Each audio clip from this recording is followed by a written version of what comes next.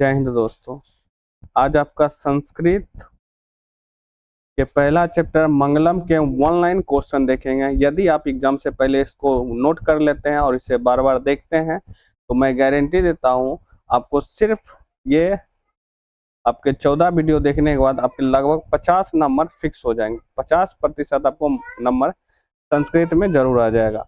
तो चलिए हम वीडियो स्टार्ट करते हैं। देखिए, आप इसको पूरा ध्यान से देखिएगा और इसे देखने के बाद फिर से इसे नोट भी कर लीजिएगा। ठीक है, हमारा जो पहला संस्कृत का चैप्टर है ये है मंगलम। मंगलम ये जो चैप्टर है आपका मंगलम है चैप्टर। इस अध्याय में मंगलम मतलब आपका होता है जीवन में सब कुशल मंगल हो, और इसी से रिलेटेड इस चीज में हम पढ़ेंगे। तो मंगलम चैप्टर का पहला मुख्य चीज जानते हैं। मंगलम जो पार्ट में टोटल 5 मंत्र, याद रखिए टोटल कितने मंत्र है, 5 मंत्र है, और जो कि 4 उपनिषद से लिए गए। 4 उपनिषद से क्या किए हैं, लिए गए, इस चीज को याद रखिएगा। 5 क्या है आपके मंत्र हैं और 4 उपनिषद से लिए गए हैं, इस चीज को क्या रखिएगा आप याद रखिएगा। मंत्र की संख्या कितनी है, 5, और कितने उपनिषद से ली गई है, 4। और याद रखिएगा टोटल उपनिषद की आप संख्या याद रखिएगा प्लीज। मैं रिक्वेस्ट करता हूं आपको, 108 टोटल उपनिषद है जो इंपॉर्टेंट उपनिषद है। 108 उपनिषदों की संख्या। मैं उपनिषद के अर्थ भी बता देता हूँ। मतलब गुरु के समीप बैठकर बैठना है क्या कहलाता है, उपनिषद कहलाता है। समझ गया, अध्ययन करेगा तब उपनिषद। अब समझते हैं ये जो 5 टोटल मंत्र थे ये कौन कौन मंत्र है। देखिए पहला मंत्र, ये 5 मंत्र का आप शुरुआती वर्ड ये सेंटेंस याद रखिएगा और किस उपनिषद से लिया गया इसको याद रखिएगा, तो आपको क्या हो जाएगा, दिक्कत होगा ही नहीं। तो देखिए पहला हमारा है हिरण्मयन पात्रेण सत्य से पिहतम मुखम। ये जो है आपका ईशावास्य उपनिषद से लिया गया, याद रखिए। हमारा दूसरा जो मंत्र है ये अरुणमयन महतो महियान, ये जो है कठोपनिषद से लिया गया। कि आपने हमने पूरा यहाँ पे पूरा का पूरा मंत्र लिखा नहीं है, क्यों, क्योंकि वो आता नहीं है, वो सिर्फ थोड़ा सा याद रखिएगा। और ये हिरण्मयन पात्रेण, ये ईशावास्य उपनिषद, अरुणमयन महतो महियान, इस चीज को कठोपनिषद से याद रखें। तीसरा जो है सत्यमेव जयते, तीसरा जो है सत्यमेव जयते, ये जो ये जो हमारा मंत्र है मुंडकोपनिषद, ये बार बार क्वेश्चन में आने वाले हैं, आते भी है।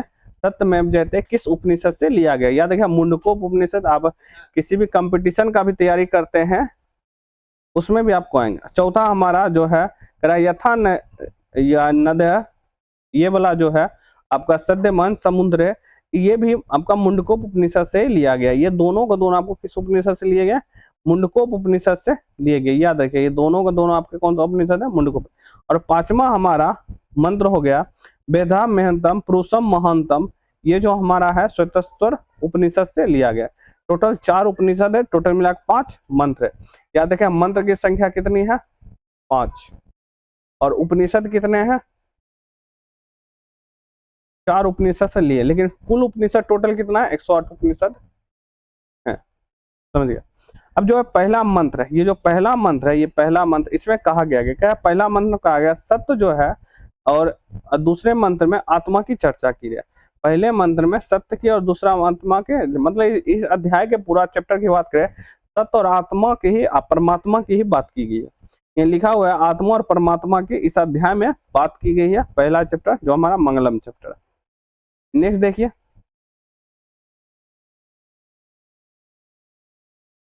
नेक्स्ट हमारा है उपनिषद में है जो आत्मा और परमात्मा की चर्चा की है।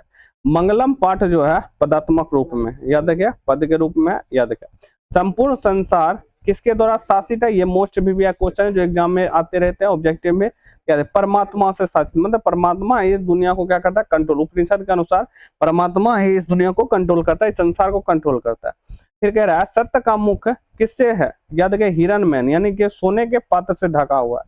क्वेश्चन आपका पूछेगा सत्य का मुख, सत्य का मुख किस से ढका हुआ है, तो याद रखिए सोने के पात्र। वहां लिखा तांबा हीरा, तो सोना, सोना बोलते हैं हीरा मोती, जो सोना होता है गोल्ड, उसी के पात्र यानी उसी के बर्तन से क्या हुआ है, ढका हुआ है। पात्र का मतलब होता है ढक, बर्तन, याद रखिए। अब क्वेश्चन पूछेगा सूक्ष्म से सूक्ष्म क्या है, याद रखेगा आत्मा। आत्मा जो है सूक्ष्म में सूक्ष्म है, और अणु से भी छोटा क्या है, वो भी आत्मा ही है। अणु से भी छोटा क्या है, आत्मा को कहा गया इस अध्याय में।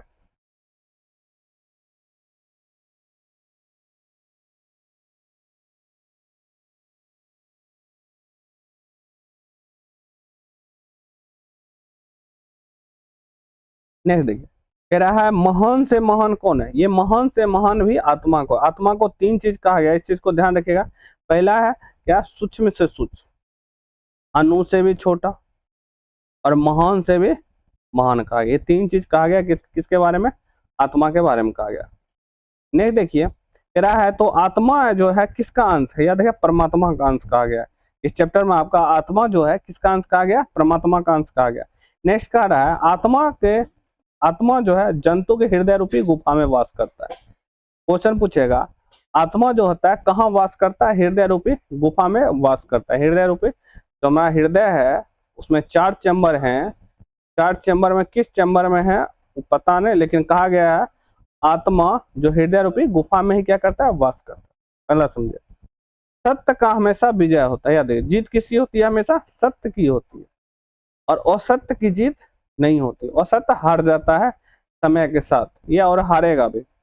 समझिए, सत्य से देवलोक की प्राप्ति को मार्ग आप प्रशस्त कर सकते हैं, यानी यदि आप सत्य बोलते हैं तभी आप देवलोक की प्राप्ति करेगा, अगर वो सत्य बोलेगा देवलोक की प्राप्ति नहीं होगा। नेक्स्ट देखिए, क्या रहा है कि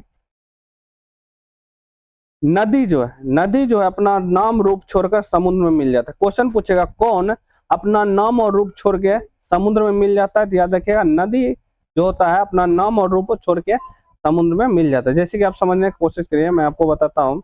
जैसे नदी है गंगा नदी, इधर से ब्रह्मपुत्रा नदी आती है, और इधर जो है बंगाल की खाड़ी में गिर जाती है।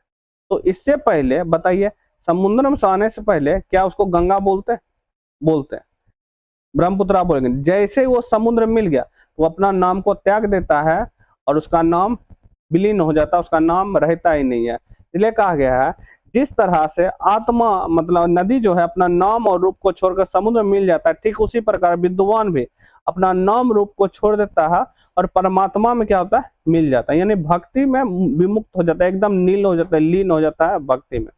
नेक्स्ट देखिए, परमात्मा को जानने के अलावा मुक्ति कोई पाने का साधन नहीं है। यानी आपको अगर मुक्ति को प्राप्त करना है तो परमात्मा को जानना होगा। अगर परमात्मा को पाना है तो आपको क्या करना पड़ेगा, सत्य को साथ अपने साथ रखना होगा, और सत्य से ही परमात्मा की प्राप्ति होगी, और परमात्मा से ही आपको मुक्ति मिलेगी। समझ गए। अब देखिए, अब हमारे जो है क्वेश्चन, इस चैप्टर का जो मोस्ट वीवीआई क्वेश्चन है, जो एग्जाम बार बार पूछे जाते हैं उससे है। आप इसको प्लीज नोट कर लीजिए, इसको लिख लीजिए, हो सके 1 से 2 बार देख लीजिए तो आपको प्रॉब्लम नहीं होगा। देखिए, पहला हमारा क्वेश्चन क्या गया, क्वेश्चन कह रहा है जो मंगलम पाठ का वर्णन करे, माने ये जो हमारा मंगलम पाठ है इसका कह रहा है वर्णन करने। अब ये जब भी पूछेगा सीधी सीधी 2 अंकीय क्वेश्चन पूछेगा। जब 2 अंकीय क्वेश्चन पूछेगा तो इसको उत्तर भी हम उसी आधार पे देंगे, ज्यादा बड़ा नहीं देना है।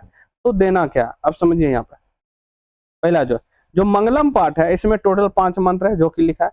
अब इसको लिखना है, इसको लिख सकते हैं ईशावास्य उपनिषद, कठोप उपनिषद और मुंडकोप उपनिषद, स्वतंत्र उपनिषद, ये 4 उपनिषद से लिया गया। टोटल 4 उपनिषद है, 5 मंत्र है। अब समझे, इस पाठ में किस चीज के वर्णन किया, सत्य की हमने पढ़ा, आत्मा के, परमात्मा के बारे में चर्चा किया गया। चलिए ये भी लिख देना है, कहना इस पाठ को पढ़ने में से परमात्मा के प्रति श्रद्धा उत्पन्न होता है। सही में श्रद्धा उत्पन्न होता है, इसको लिखिएगा। अब कह रहा और इसमें क्या होता है, आध्यात्मिक खोज की मन में उत्सुकता क्या करता है, बढ़ता है। तो आपको ये सब क्या करना है, लिखना है। जब मंगलम पाठ के वर्णन मतलब जो मंगलम पाठ में लिखा हुआ है उसी से रिलेटेड लिख देना है, तो आपका मंगलम पाठ का वर्णन हो जाएगा। नेक्स्ट हमारा क्वेश्चन देखिए, नेक्स्ट क्वेश्चन क्या कर रहा है, नेक्स्ट क्वेश्चन कर रहा है हमको जो मंगलम पाठ के आधार पर सत्य का महानता पर कह रहा है प्रकाश डालने के लिए। जो मंगलम पाठ है सत्य की महानता, आप समझे, इस पाठ में कह रहा है महर्षि वेदव्यास सत्य का वर्णन करते हुए, देखिए सत्य के बारे में डालना और किसी के बारे में नहीं, सत्य का वर्णन करते हुए कहते हैं कि सत्य का जो होता है हमेशा विजय होता है, और सत्य का विजय नहीं होता, और सत्य कभी नहीं जीतता। ये आपको लिखना है जो हमने पढ़ा है ऊपर। देखिए ये ऑनलाइन क्वेश्चन है और इसके प्रश्न उत्तर आप इसको देखिए विद क्वेश्चन आंसर, आपको बहुत ज्यादा बेनिफिट। मैंने कहा ना 50% आपसे मार्क्स आ जाएंगे अगर आप ये सिर्फ 14 वीडियो देख लेते हैं तो।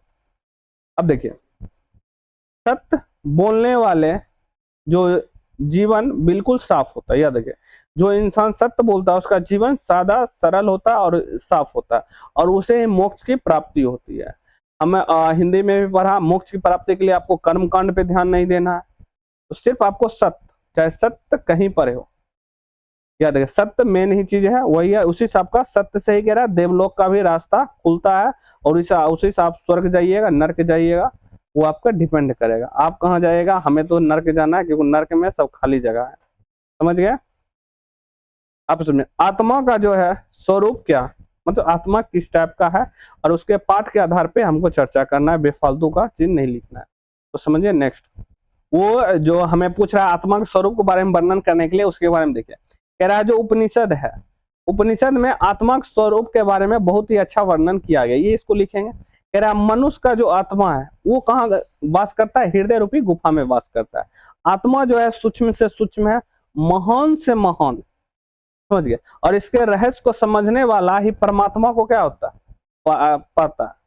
अभी आप आत्मा के रहस्य को जान सकते हैं, हमारा बॉडी किससे चलता है, समझिए। तो नेक्स्ट देखिए हमारा क्वेश्चन,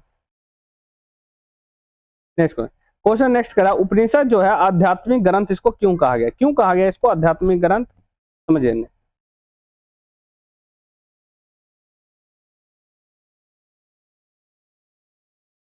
उपनिषद को आध्यात्मिक ग्रंथ कहा गया क्योंकि इस ग्रंथ में जो है ब्रह्म यानी आत्मा और परमात्मा की वर्णन है, इसलिए क्या कहा गया इसको आध्यात्मिक ग्रंथ। ठीक है, इसी के साथ हमारा पहला चैप्टर जो होता है मंगलम, वो होता है समाप्त होता है। समझ गया, ये जो चैप्टर है मोस्ट इंपॉर्टेंट है, आपके इससे कम से कम 5 मार्क्स बन जाएंगे। समझ गया, 5 मार्क्स बन जाएंगे, और ये आप प्लीज इसको नोट कर लीजिए, लिख लीजिए।